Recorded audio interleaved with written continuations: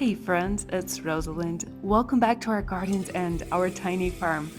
I love growing flowers along with you in simple, old-fashioned ways that actually work. Ranunculus and pansies are two of my favorite spring blooms, and today we are getting both of them started.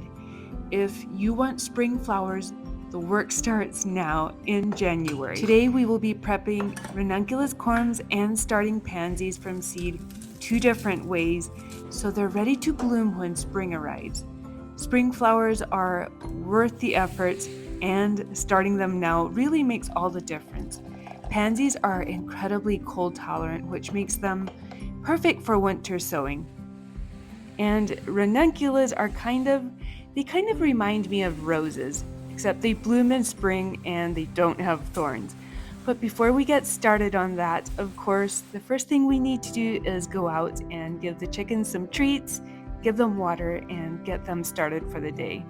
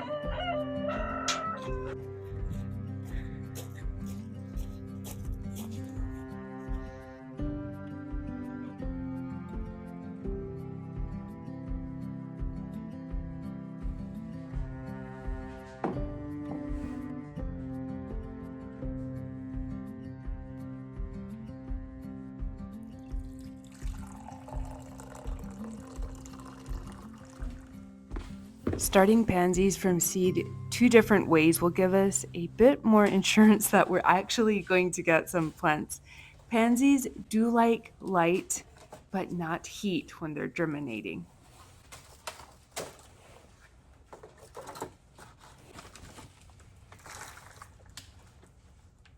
All right, friends, we are continuing our January series of starting flowers from seed, corms, bulbs, whatever it might be, in the middle of winter without having them under grow lights. So today we are going to be planting some pansies from seed as well as getting ranunculus corms started. I have been reading this book, Pansies. I actually got it as a Christmas gift for myself. It is so interesting. If you enjoy growing pansies, highly recommend it. But she says in her book that she always thought pansies needed to be in darkness. They need to be covered in order to germinate. She accidentally discovered, because she forgot to cover a tray with extra soil, she discovered that her pansy seeds were germinating and she did not have them covered. And they were actually a couple days earlier in germination than the seeds that she had covered. If you were here last January, you might remember that we planted these from seed. I still have the package. And this is Frizzle Sizzle. So I had placed them into a dark cabinet until they germinated. And I think it was like a couple weeks before they germinated. And we didn't get blooms from it until like very late spring, which was kind of a bummer because I had wanted the flowers for spring. But I'm hoping if we try it a couple different ways, we might get blooms from it earlier. And I would love to plant them out around the raised beds to kind of use as a weed suppressor, as well as just have some pretty blooms surrounding the raised beds. I always use an all-purpose potting mix when I go to plant my seeds. I know that many people will tell you that you need a seed starting mix, but honestly, the rules of gardening to me are just there as a guideline. They're not to be strictly followed. But we are going to do 1 to 2 seeds in each cell. Then we're also going to be winter sowing some. So I'm going to do probably, I don't know, maybe 15 seeds in this because I'm sure not all of them will germinate. In this Pansies book, she says that pansies want between 60 to 70 degrees Fahrenheit in order to germinate. So we are going to moisten these seeds and we are going to put a humidity dome on top of them. And then we are going to set them in a room where it consistently stays between 60 to 70 degrees Fahrenheit in a sunny windowsill. And the winter sown pansies will just be placed outside. They will not germinate as quickly as the ones that are set inside where it's a bit warmer. But that way, we might have pansies for fall. Now, the author of the Pansies book, she says that after her pansies germinate, she sets them out into her greenhouse. And she is in a zone 8. We have recently been moved to a zone 6, but I would say our winters are still more like a zone 5B because sometimes when I plant things, perennials out that are hardy to a zone 6, they do not survive our winters. But wouldn't it be fun if our greenhouse would be finished in time after these pansies germinate and we could just set them out there and have them grow? I don't know if that will happen. If it doesn't, because the greenhouse project has really slowed down with the winter weather. But we will just maybe set them outside on our covered porch where they will get lots of sunlight, but not the extreme cold of the outside. So these are the frizzle sizzle violas that we planted from seed last January. And they didn't bloom until late spring, but then they bloomed all summer long right into fall. And before it got very, very cold, I set them inside in our garage. But look at this. Do you see that? Some of them have little blooms on them. I think what I'm going to do is take them out of this pot and put each plant in its own little pot because obviously some of them dropped seeds. And do you see all of those little seedlings in there? Isn't that exciting? But we can just pop all of these out and put them all in their own little container.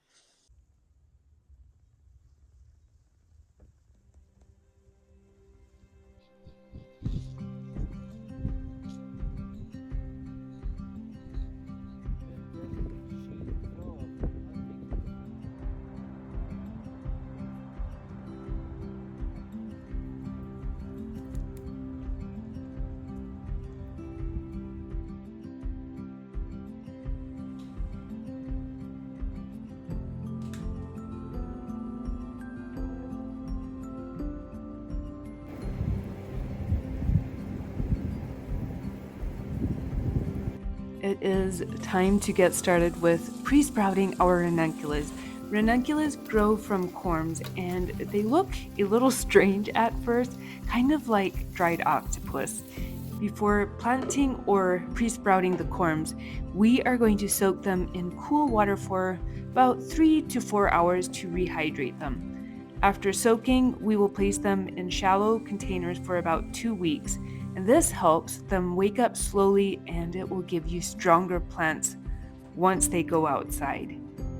Last summer, I did dig up all of the ranunculus corms that we had planted in spring, and they pretty much, all of them, multiplied to 2 or 3 corms. And so I just had them sitting in the garage until now, and we are going to pre-sprout them and plant them again.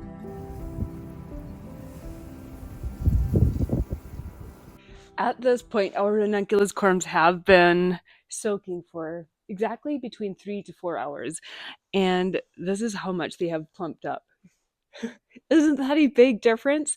So I specially ordered these trays I have 5 of them, I think, to pre-sprout the ranunculus. And I think was it 2.5 or 3 inches tall? But they're going to be perfect to pre-sprout the ranunculus in. We're just going to add an inch of soil in the bottom and put our ranunculus corms in and then cover it with soil. So this is the varieties that we have. Ranunculus Black. This is a new one for me this year. It's from Eden Brothers. I will get a lot of my ranunculus corms from Eden Brothers, Dutch grown, or from Holland Bulb Farms. They are all Dutch bulb companies here in the United States. The next one is pink ranunculus. It's got this one from Holland Bulb Farms last year. And they have, I think I have double the amount of corms that I had originally started out with. And then we have Elegance Blanco Italian ranunculus. And these are not, they don't quite multiply their corms as some other ranunculus do, but they're very, very pretty in the garden. Prince's Bride mix is definitely one of my favorite mixes in the cut flower garden. And this one is Italian Elegance. Is it La Dulce Vita? I'm not totally sure if I'm pronouncing that correctly, but a very pretty variety. Is the Secret Garden mix. Such a pretty mix in cut flower arrangements. And Wedding Pastel. Oh my goodness. I think this is one, like if you love ranunculus like in pastel colors, this is one for you. And then we have, I think I've grown this variety every year since I've been growing ranunculus because I think they cost the least amount from any of the ranunculus Aviv mix. And I mostly like to use these in planters for spring rather than using them in cut flower arrangements because I'm not very fond of very bright colors in cut flower arrangements, but still a very sweet mix. I did forget to mention that we are also doing anemones, and I have to show you this because they look very funny. They remind me of kind of like acorns or something, but these also have doubled in size. We soak them just the way that we do ranunculus and plant them the exact way. Pointy side down, just the way that we are going to be planting our ranunculus corms. And last year was the first year that I grew them in the garden. This is my anemones that I'm growing from last year. They're still covered in dirt. But you can see that they have grown a lot, multiplied. So that means we should get a lot more flowers per corm of the anemones. And we're growing a new variety in the anemones this year. It's called Mistral Rarity. And this one was from Dutch Grown. Very excited to grow it this year. And a very new ranunculus to me. This is, I'm not even going to try to pronounce this variety. It's from Eden Brothers and it's Butterfly Ranunculus. I will pop the name up on the screen so you can see it for sure. But look at how much bigger these ranunculus corms are. And they're supposed to have like 20 to 25 blooms per corm, which is very exciting. We're going to prep our trays first with an inch of soil. For each new variety that we are going to be planting, because we have quite a few different varieties, we're going to start that variety out with the name tag, and then we're going to place our ranunculus corms on top of the soil just far enough apart so that they're not touching. In case one of them gets moldy, we won't have to worry that'll be getting the surrounding ranunculus corms moldy as well. This one variety completely filled up this tray. Let's get this one completely covered. And I just use an all-purpose potting mix to get these ranunculus corms pre-sprouted. The ranunculus are completely covered in soil, so we're just going to come in and slightly dampen that soil. We don't want it soaking because that could rot the corms, but just enough moisture to help those roots grow. And after we have all of the ranunculus planted, we're going to set them into our mudroom, I guess is what you would call it, between the garage and our house, into a closet where it stays between 45 to 50 degrees all winter long. We also have our dahlias stored in this closet, but we're going to leave the trays in there for about 14 days until we take one of those ranunculus corms. We're just going to check on it like this. After about 14 days, we'll just go in there, check on it just like that. And if it has white little rootlets, that means they are ready to be transplanted into bigger containers. And they will stay in those containers until about March, when we will transplant them out into raised beds and cover them with frost cloth until the weather starts warming up a bit more. All right, friends, it is still snowing outside, but the fun thing is we have 5 of the big trays completely filled with ranunculus corms to get them pre-sprouting, and then we have our 6th smaller tray filled with the anemones corms, and we're just going to have these sitting in the closet for about 14 days, and then we'll check on them, see if their little roots are growing, and then probably about 21 days when they start growing their little sprouts, we're going to transplant them into containers similar to this. Each corm will go into a separate little chamber, and it can just continue growing in these little pots in the garage windows until about mid-March, and then we will transplant them out into the raised beds and cover them with frost cloth, and they will just kind of stay like that until about mid-April. We can start having them uncovered a bit more, and probably about mid-May we should have our first blooms.